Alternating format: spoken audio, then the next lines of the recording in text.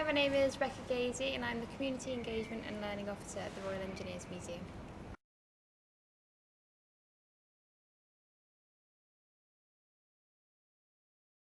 The information in the museum can be used to produce a short story because we've got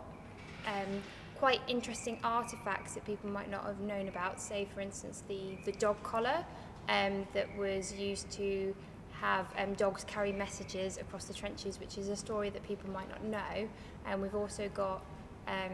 a ration biscuit that one of the soldiers actually just wrote his address on and sent home to show how poor his rations were. So we've got kind of objects mixed with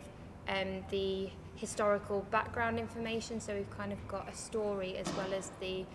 generic that you would find out in a textbook, so it's quite a nice balance of the two. And we've also got a library and archive, so there could be personal stories that you could find out there or local stories, so it'd be really interesting to take a more local slant on the First World War.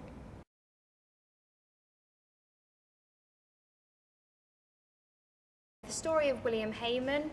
we've got his diary here at the museum, a digital version of it, and he was a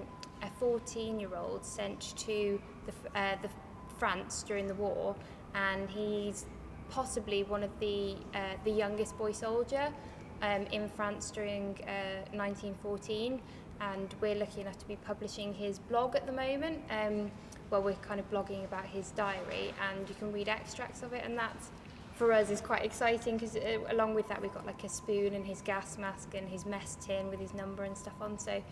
it's quite nice having that human side of the war, and especially, you know, someone who's 14, I think that's something that a lot of people can kind of think about and relate to, even if they're 14 or have a 14-year-old or having been 14 and think what it's like to go to war, so it's quite an interesting thing.